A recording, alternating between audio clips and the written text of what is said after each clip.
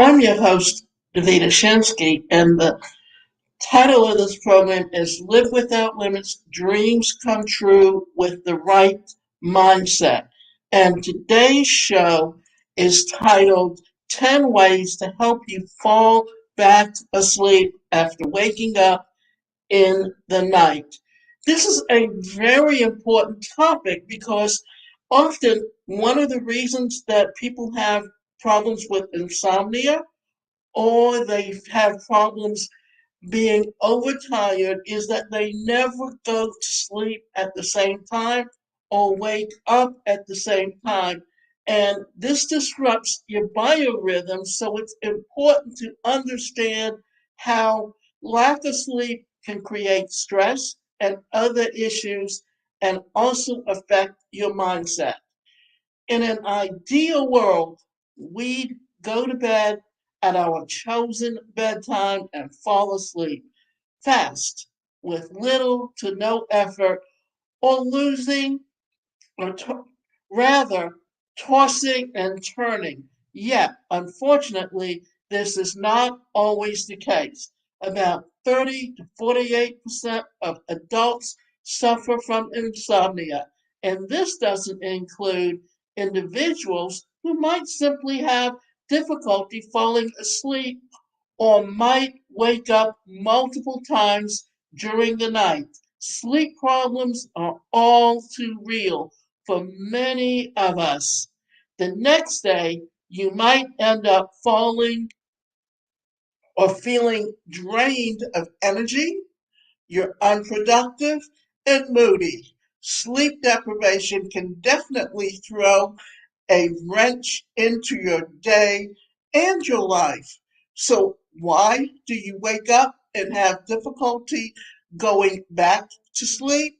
And what can you do about it?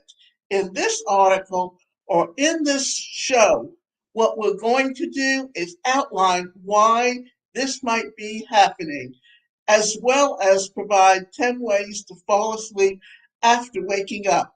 Now, before I get in there, I want to talk about another health issue that can be a problem, and that's sleep apnea. And sleep apnea means that during the night, you'll stop breathing, and it can happen multiple times.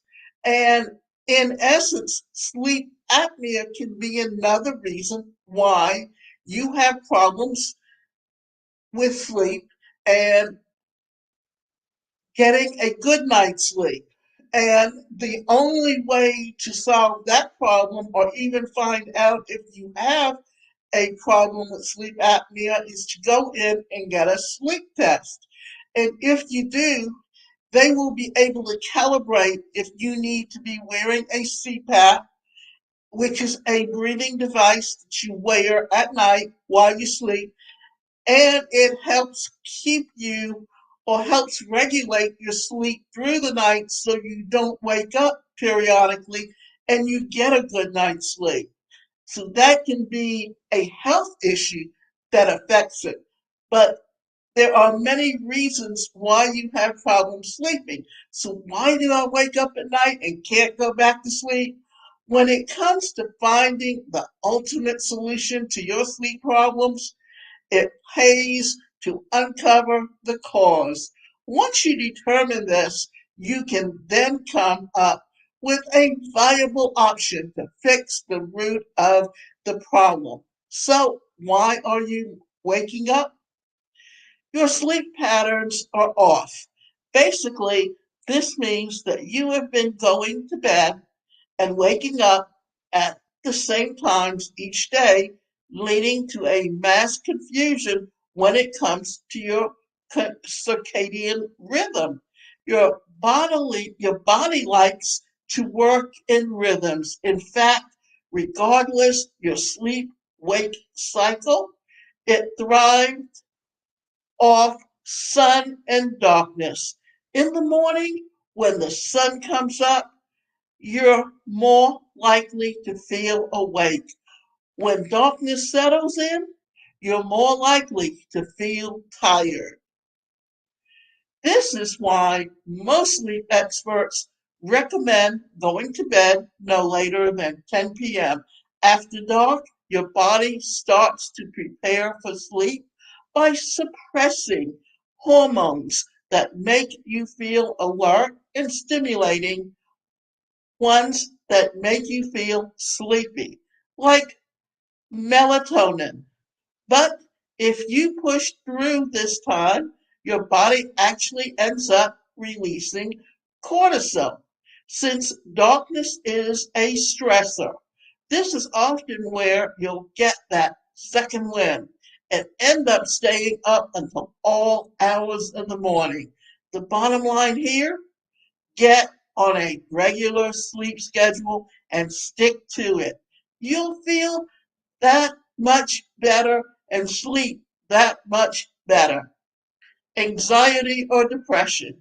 Anxiety and depression can increase stress and cortisol in the body. This can make it difficult to fall asleep fast as well as stay asleep. If you're experiencing anxiety or depression, seek out the help that you need to find coping strategies that help you overcome these mental hurdles so that you can live your best life and get some much needed rest. Hormonal imbalances or blood sugar levels. Our hormones naturally fluctuate throughout the days, but for women, hormone fluctuation throughout the month. However, healthy hormonal fluctuations shouldn't be getting in the way of you obtaining a good night's rest. It might help to get hormonal testing done or start monitoring your blood sugar levels. Hormonal imbalances can actually impact your blood sugar levels. For instance, high stress can raise cortisol, which lowers blood sugar levels. When your blood sugar levels drop, you might wake up since your body is urging you to eat something to bring them back to a stable levels. Other medical issues. In none of the above apply, your sleep issues might relate to other medical issues, such as sleep apnea, a sleep disorder, thyroid dysfunction, and more. Individuals with injury or pain issues might also find it difficult to sleep or find that they wake up frequently due to their ongoing pain or discomforts. One of the things that apply here is fibromyalgia because it does disrupt the sleep because it's an issue where you're in constant pain. So how do you fall back asleep after waking up? Here are a few strategies and tips for falling asleep. Go to bed and wake up at the same time each day. Eliminate bright lights and sounds in your sleeping area. If you can't sleep, get up and out of bed. One of the best things that you can do is find a monotonous or relaxing task like tidying up the bookshelf or reading a book to do outside of bed and then try again when you feel sleepy. Don't use your phone. Practice deep breathing. Try falling asleep meditation. Focus on relaxing your entire body and releasing tense muscles through progressive relaxation. Use the 4-7-8 breathing technique. This is where you inhale to the count of 4, pause to 7, and then exhale to the count of 8. Repeat until you feel more relaxed and sleepy. Eat a snack if you feel hungry. This can help rebalance your blood sugar levels.